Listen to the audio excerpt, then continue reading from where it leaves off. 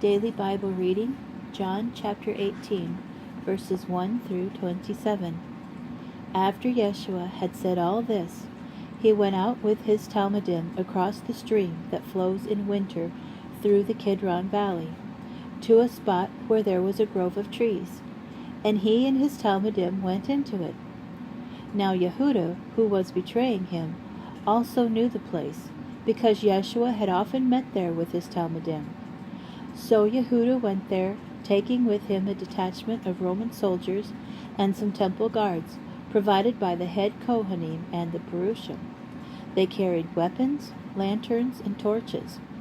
Yeshua, who knew everything that was going to happen to him, went out and asked them, "Whom do you want?" "Yeshua from Nazareth," they answered. He said to them, "I am."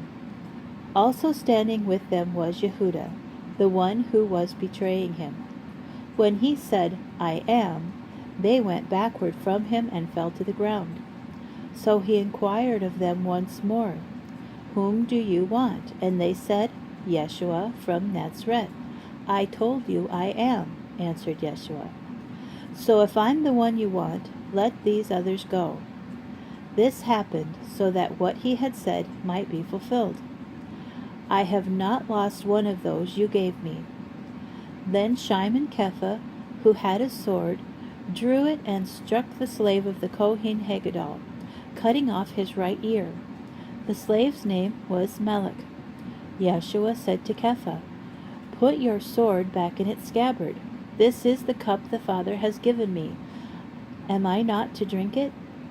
So the detachment of Roman soldiers and their captain, together with the temple guard of the Judeans, arrested Yeshua, tied him up, and took him first to Anan, the father-in-law of Caiaphas, who was Kohen Gadol that faithful year.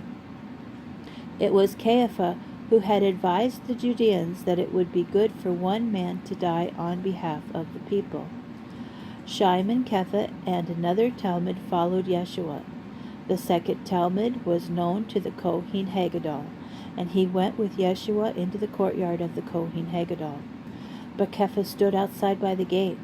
So the other Talmud, the one known to the Kohen Haggadol, went back out and spoke to the woman on duty at the gate, then brought Kepha inside. The woman at the gate said to Kepha, "Aren't you another of that man's Talmudim?" He said, "No, I'm not." Now the slaves and guards had lit a fire because it was cold, and they were standing around it warming themselves. Kepha joined them and stood warming himself too.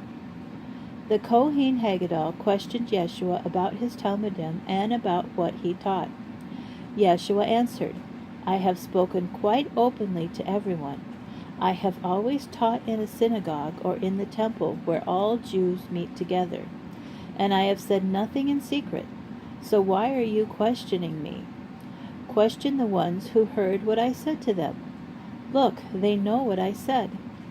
At these words, one of the guards, standing up, slapped Yeshua in the face and said, "This is how you talk to the Kohen Haggadol?"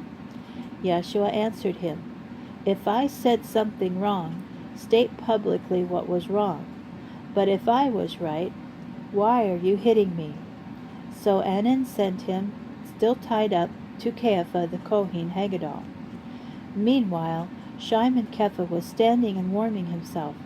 They said to him, "Aren't you also one of his Talmudim?" He denied it, saying, "No, I am not." One of the slaves of the Kohen Haggadol, a relative of the man whose ear Kepha had cut off, said, "Didn't I see you with him in the grove of trees?" So again Kepha denied it, and instantly a rooster crowed.